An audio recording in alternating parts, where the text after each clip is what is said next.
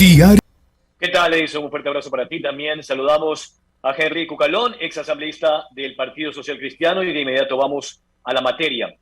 Un gusto tenerlo acá, Henry. Una lectura inicial. Cuando se han dado estas iniciativas desde el Ejecutivo, sucede que nada le calza a esta asamblea. Y digo nada le calza porque en el caso de la reforma tributaria tampoco hubo una acogida, a pesar de que el PSC tuvo una postura distinta a la de la ley de atracción de inversiones.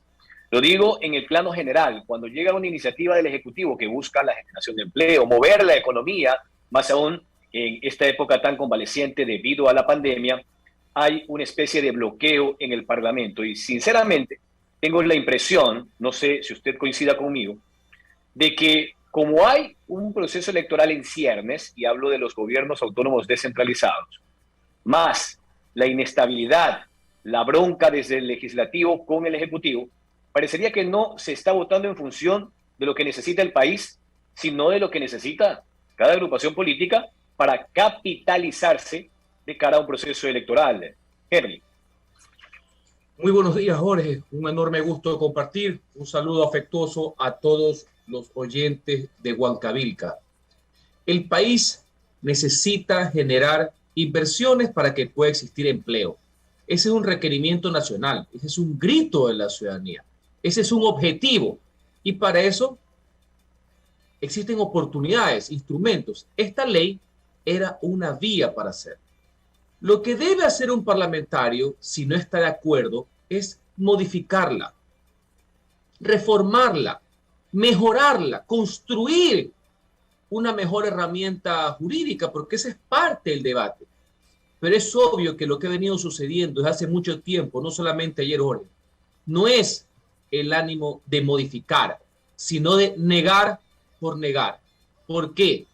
Porque intentan consecutivamente darle una derrota al gobierno, pero en la práctica lo que están haciendo es perjudicando al país, derrotando y negando, conspirando una oportunidad a favor del futuro del Ecuador.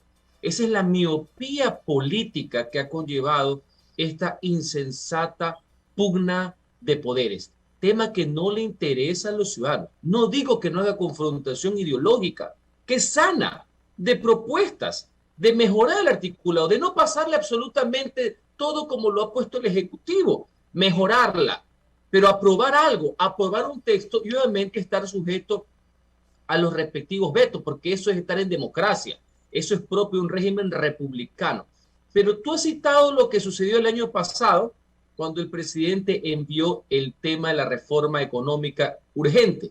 Si no estaban de acuerdo con los impuestos, cosa que yo tampoco estoy de acuerdo porque es un golpe artero a la clase media ecuatoriana, camuflado que el tema que solo es el 3% y no es así en la práctica, pues bueno, discute y niega el tema de los impuestos, pero aprueba todo lo demás, porque la ley no solamente era tema de impuestos, e inclusive habían algunas exenciones, algunos estímulos. No, otra vez más, el no por el no. Pero esa pasó por el Ministerio de la Ley, porque unos diputados o no supieron meter bien el dedo en la pantalla, o yo creo que los negociaron a sus espaldas. Por eso entró por el Ministerio de la Ley y ahora andan resentidos porque a lo mejor creen que no les ha cumplido. Lo de ayer no tiene presentación alguna. Ha sido una bofetada a la esperanza y nuevas oportunidades que se pueden dar para la gente que necesita empleo, y yo creo que esto debe ser rechazado. Ahora, sin duda, el tema también pasa por otras circunstancias y se lo planteaba en la primera pregunta, porque parecería que todo proceso electoral altera la agenda legislativa, donde sin duda buscan la capitalización. Eso por un lado. Por otro, en Pachacutic parecería que sus dirigentes, hablo de Marlon Santi, hablo de la CONAIE, con Leonidas Issa, están preocupados por otros asuntos. Ya pasaron un primer paquete, una primera lista de 268 que fueron amnistiados producto de las protestas de octubre del 2019 y están anticipando que presentarán otra lista. Es decir, estamos ante un grupo político o ante grupos políticos, porque UNES también tiene allí beneficiarios, que hoy se preocupan por más amnistías y no importa si hay menos inversiones, a pesar de tener una economía convaleciente. Henry. Lo que debe ser motivos de grandes consensos, como es el tema del empleo y el tema de la inversión tan necesaria, resulta ser lamentablemente el escenario perfecto para que gente privilegie agendas particulares y no la del país. Y tú citas un ejemplo, que a lo mejor es por el proceso electoral en ciernes, que efectivamente en unos pocos meses comienza la convocatoria. Pero esto, Jorge, viene desde antes, porque eso mencionamos la ley del año pasado. Con esta agenda no constructiva, sino destructiva, de pugna permanente y intereses personales inconfesables, han estado desde el primer día, no solamente ahora que se avecina un proceso electoral, e inclusive no han podido dar argumentos propositivos, sino meras ocurrencias. Y yo les voy a señalar unos ejemplos de una bancada de los que fueron gobierno hace algunos años.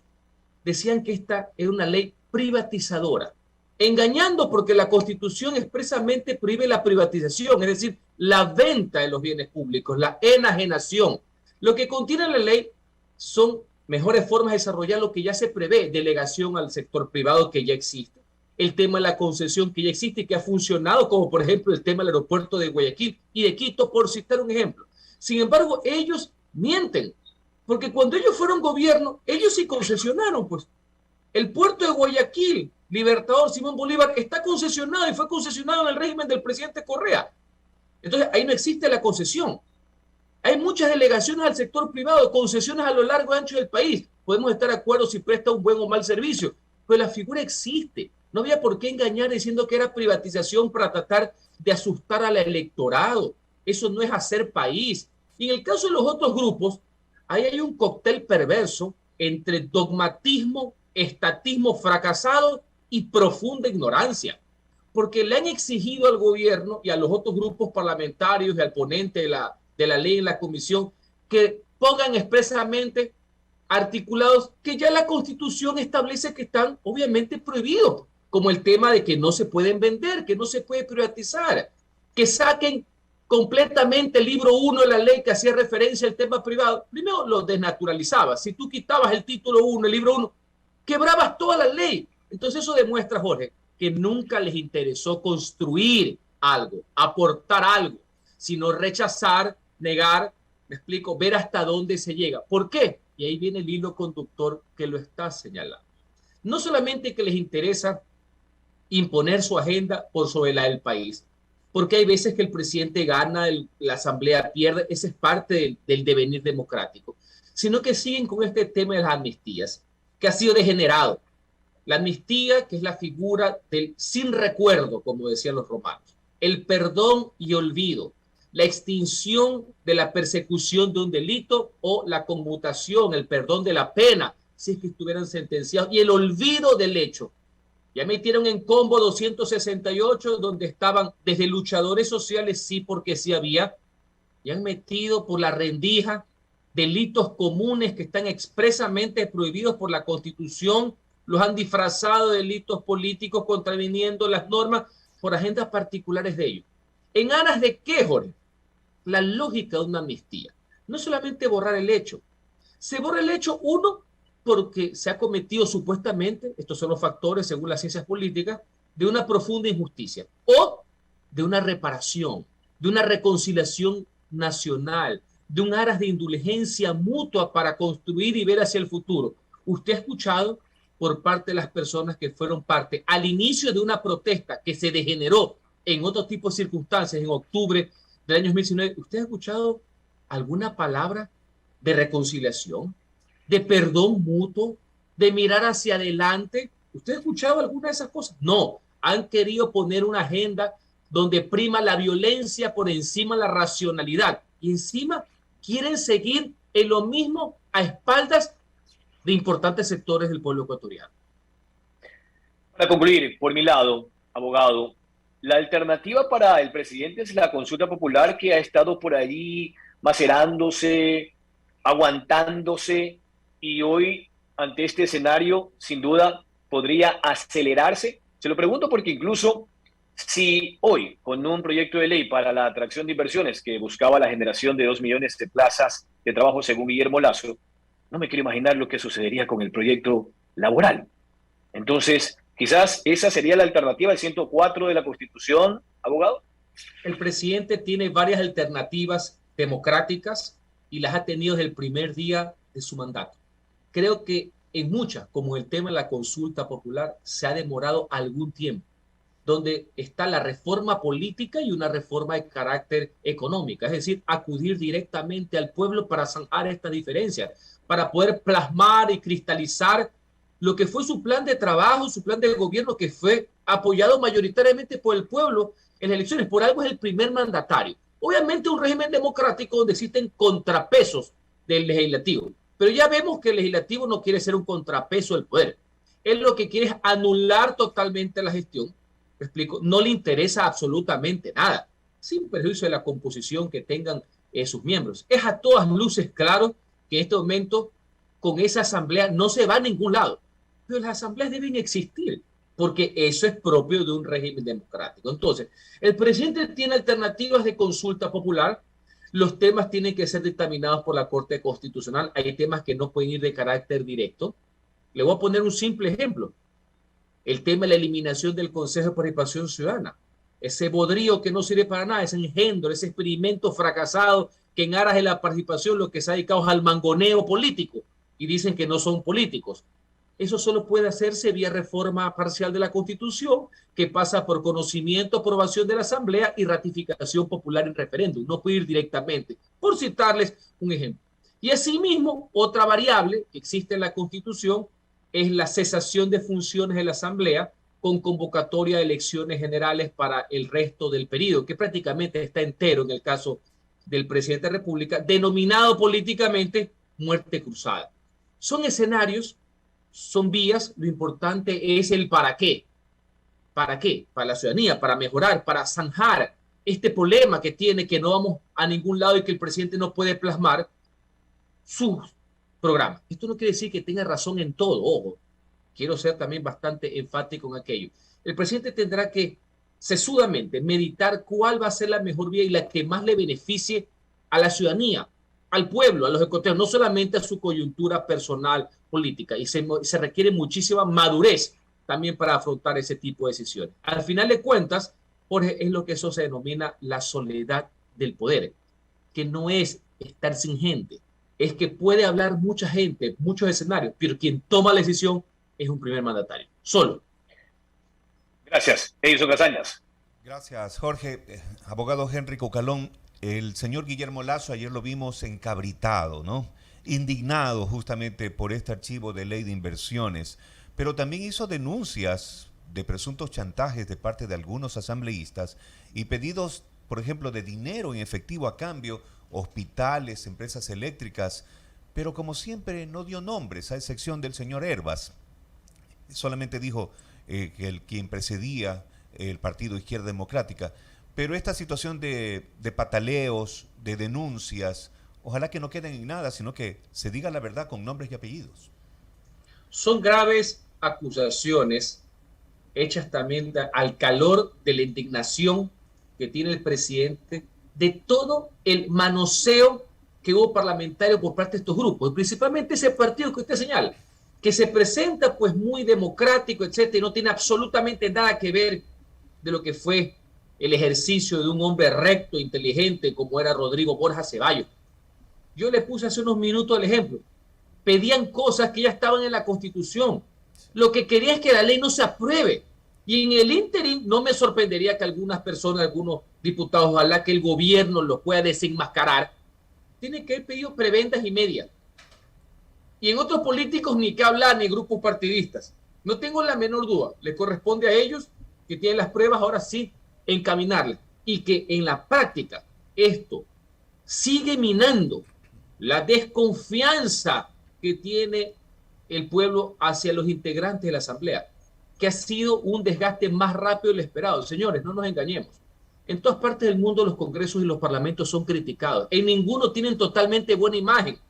Es una actividad que produce un desgaste, por así decirlo. Pero lo que está pasando con este congreso, fondo y forma, en el fondo sin agenda y en el fondo con una calidad precaria de la representación política, es totalmente indignante e impresentable. Comprendo lo que le pasó al presidente, pero también con responsabilidad, él como primer mandatario de la nación deberá canalizar también esas denuncias por el bien del país y hasta para transparentar la actividad política. Él ayer puso al país en una disyuntiva entre el progreso de aprobar cosas, más allá que podamos tener diferencias que son propios de vivir en una república, no en una dictadura, y que son sanas, tener diferencias es sanos, democracia es sinónimo de disensos también, con personas que se dedican a actividades ilegales. La más suave, la más light, no pagar los impuestos. Deporte nacional de muchos de quienes hacen politiquería en este país. ¿Me explico? Así que puede ser también una oportunidad para transparentar la actividad política en el país.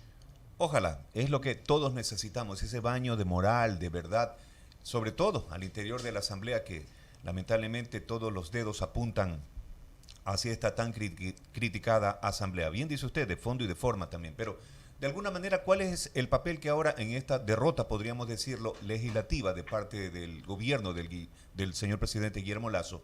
¿Cuál es la alternativa que le queda con esta propuesta de ley de inversiones? ¿Mejorarla, ahora sí, socializarla, presentarla en algún otro momento mejor consensuada? Mire, con esos parlamentarios no vamos a ningún lado. Eso hay que ser claro. Hay otra vez más, de fondo y de forma. De fondo quieren coartar todo, porque piensan que derrotando al gobierno permanentemente, negándole todo, son victorias para ellos, me explico, cuando lo que no saben es que están conspirando contra el futuro del país. Insisto, debe haber contrapesos, no cierre total de puertas, son dos cosas absolutamente distintas. Eso en cuanto al objetivo. En cuanto a lo personal, individual, no entienden absolutamente nada. Ustedes son periodistas de larga experiencia, pregúntenle también a los comunicadores que hacen cobertura en la capital. Este largo es el peor congreso del retorno a la democracia. Un nivel de ignorancia que aterra, más allá de su posición ideológica de por sí ya bastante peligrosa, porque el dogma y las falacias y el estatismo juega lastimosamente un papel preponderante. Pues la ignorancia es aterradora lo que está pasando ahí. No comprenden nada, no entienden nada, no leen ni el periódico. ¿Me explico? Entonces, eso va a ser absolutamente complicado. Ahora bien, ¿qué le quedaría al presidente? Aparte del tema de consultas populares, aparte del tema de la muerte cruzada, le quedaría gobernar con las normativas que se tienen. Que hay márgenes para poder hacerlo. Puede haber concesiones en el país, lo que quería dar el presidente un paso más, porque atrayendo inversión, en este caso extranjera, se pueden hacer mucho el tema de las carreteras, o sea, facilitar muchas cosas, porque el Estado no tiene la plata para hacerlo, y es una forma de generar empleo. Pero existe un marco jurídico, va a tener que utilizar todas las potestades presidenciales, todo el marco jurídico vigente, hasta más no poder, para tratar de cumplir esa agenda, ese compromiso con los ciudadanos. Yo más que nadie le digo, he sido un crítico de pensar que todo es a través de las leyes. Y yo que he sido parlamentario 8 años. Y le voy a poner un ejemplo sencillo. Creo que se pueden cambiar. Creo que hay cosas que se necesitan de aperturar a nivel legislativo. Sería mejor hacerlo eso que no hacer nada. Pero también se requiere muchísima actitud. De grandes consensos también y de madurez. Y le voy a poner un ejemplo sencillo. Con la misma ley de régimen municipal de 1966, con la cual nuestra ciudad de Guayaquil casi fue desaparecida por administraciones funestas, unas de la época de la dictadura militar puestos a dedo y otros de esa familia que lastimosamente hundió a nuestra ciudad. Con esa misma ley, León Febres Cordero y Jaime Nebot la sacaron adelante y la reconstruyeron y la levantaron. Con la misma ley. Para que vean que también se necesita mucha actitud, decisión, convicción, firmeza, objetivos, liderazgo. Explico, o sea que hay un conjunto de cuestiones. Lo importante es hacer un tema, y ustedes juegan un rol preponderante en estos comunicadores, una pedagogía de lo que es la crisis, una pedagogía del porqué de esta innecesaria pugna de poderes, concientizar a la ciudadanía cuál es el nivel de problema, más allá que estén a favor o en contra de Guillermo Lasso, si les cae mal o bien, si les va a caer bien o mal ciertos diputados. Señores, ¿cuál es la agenda del país? ¿Cuáles son los objetivos nacionales del país? No inconfesables posiciones personalistas, electoreras y politiqueras. agarrar el toro por los cuernos, pero también estamos casi viviendo una etapa preelectoral. El domingo 5 de febrero, año 2023, Dios mediante, estaremos eligiendo en las seccionales prefectos, alcaldes, etcétera, ¿no? Pero ahora, estos señores asambleístas que representan a ciertos partidos políticos y movimientos, no se están pegando un tiro en el pie porque la gente de alguna manera sí recuerda y en el momento de votar el ciudadano es bastante concienzudo, maduro. ¿Qué pasará? Ellos han de tratar de apelar a que últimamente el electorado del ciudadano hace también una diferenciación de lo que son las elecciones generales y las seccionales. Las generales, que son presidenciales y parlamentarias, son más vinculadas a lo que la gente denomina política, leyes, problemas, entelequias, economía, etcétera. Y las seccionales van más dirigidas a un tema de servicio directo, ¿no? La obra directa, el pavimento, la acera, el bordillo, el parque, la recolección de basura. Y es verdad, ese es otro tipo de problemas cotidianos que viven los ciudadanos. Y muchas veces, inclusive las estrategias electorales hacen que eso tenga una diferenciación, que se bifurque. Pero hay que tener claro, más allá de los procesos electorales, el país es uno solo. Los intereses de la gente son uno solo. La inseguridad nos aterroriza a todos, no importa si son cantones distintos. La falta de empleo preocupa a todos. Entonces, a lo que yo apelo es que hay grandes objetivos nacionales que deben ser frutos de consenso a favor del país, sin perjuicio que en otros caben, obviamente, los disensos y también temas de carácter electoral. Me explico, que se vienen con elecciones seccionales, donde lo que está de por medio es la credibilidad, la confianza y la forma de administrar, porque ahí no hay izquierdas y derechas, pues mis queridos amigos. Tú comprenderás que recoger la basura eficientemente todos los días no tiene nada que ver con el socialismo ni con el liberalismo. Es un tema de eficiencia. Ahí no hay derecha ni izquierda. Pavimentar calles y que haya agua potable no tiene nada que ver con sesgos ideológicos. No tiene absolutamente nada que ver si eres comunista o conservador.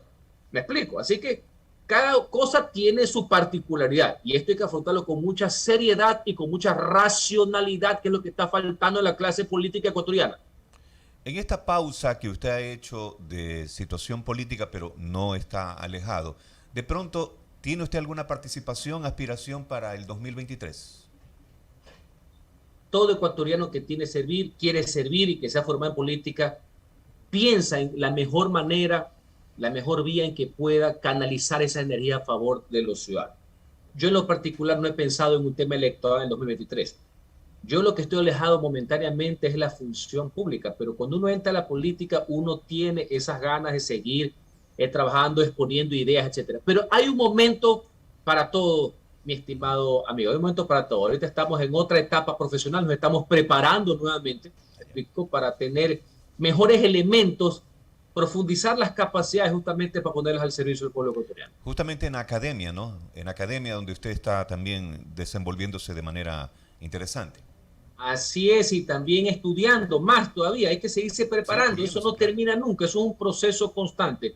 Y estoy profundamente preocupado de lo que ha sido el hilo conductor de esta entrevista. Me interesa mucho el país, lo que está sucediendo, lo que está pasando, la falta de madurez, la falta de consenso en objetivos nacionales. Así que en eso hay que trabajar y todos, inclusive desde el cargo más importante que existe en una democracia, que es el de ser ciudadano, todos debemos aportar nuestro granito de arena. Y ahí también nos mandó una pelotita a nosotros, los periodistas, los comunicadores, que efectivamente de manera pedagógica también estamos para informar y educar, ¿no? Y esa es la parte también delicada, compleja, pero trataremos de hacerlo de manera directa, concreta, por el bienestar de los ciudadanos, porque aquí queremos vivir, nuestros hijos, nuestros padres, queremos hacer un mejor país. Así es, completamente de acuerdo, y también ese ejercicio le correspondería en primer plano a quienes hacen la política, a quienes ejercen los cargos. El presidente de la República creo que es el primer llamado a hacer este ejercicio de explicación, de pedagogía, le denominamos, de cuál es el problema. Y esa es la razón de ser de los partidos políticos también, de todos, de ser los legítimos interlocutores entre el ciudadano y la administración pública del porqué de las cosas. Los partidos no existen solamente para presentar candidatos cuando existen cada elección. Ese es otro error y de falta de cultura política en el país. Entonces, sobre eso tenemos que trabajar también. Ok. Abogado. Ya. Adelante, solamente Jorge. una última inquietud. Ya que usted hizo una pregunta sobre lo político a Henry Cucalón, ex asambleísta del Partido Social Cristiano, sí me gustaría en estos últimos 2 minutos su lectura en torno a las alternativas que tendría Guillermo Lasso, porque hay todo un análisis en torno a eso. Muchos creen que la muerte cruzada no le conviene, porque la votación de Lasso en segunda vuelta fue cohesionada con la votación de Pachacutic y de la izquierda democrática. Sin embargo, en contraparte, está la consulta popular. Desde su experiencia en el timeline político, en el momento político, ¿cuál de las dos finalmente podría provocar el objetivo del gobierno en torno a lo que se busca, que es la generación de empleo a través de una aceptación popular en las urnas? El objetivo del país debería ser destrabar esto de aquí. Destrabar la pugna de poderes que en algunos casos es innecesaria. Porque tiene intereses inconfesables. No es por choque de trenes totalmente ideológico. Ya le he explicado. En un caso hicieron lo mismo. Concesionaron, delegaron, y lo están haciendo solo por joder, por ver cómo lo minan al presidente, cómo lo sitian, para encontrar al gobierno la forma más débil, para ver en qué momento pican cartas, como popularmente se dice. El otro sector, ya te digo, pues tienen dificultad de lectura comprensiva, no entienden nada, viven 2 siglos hacia atrás, no saben la diferencia entre concesionar y vender, entonces es un tema muy complicado. En algunos casos creo que tienen que volver a nacer. ¿Me explico? Entonces, ¿qué es lo que tiene el presidente? Me explico, tiene varias alternativas. Una es la consulta y todo time en Jorge siempre va a ser complicado. Los politólogos les he leído que debió ser el año pasado, cuando el presidente tenía más popularidad, con el tema de la vacunación, donde obviamente hubo un éxito. Otros dicen el tema de la muerte cruzada y ahí yo me detengo. Conceptualmente a mí nunca me ha gustado esa figura, creo que alguna vez lo conversamos, es una figura netamente europea, parlamentaria, donde tú no eliges presidente, eliges mayorías parlamentarias, por eso es como en España, caen los gobiernos a cada rato, porque tú eliges un diputado, que siendo la mayoría pasa a ser presidente del gobierno, como es España, o canciller en Alemania, ¿me explico? O primer ministro, como el caso de Inglaterra. En una república presidencialista no es tan sencillo. Pero el hecho cierto es que existe en la Constitución.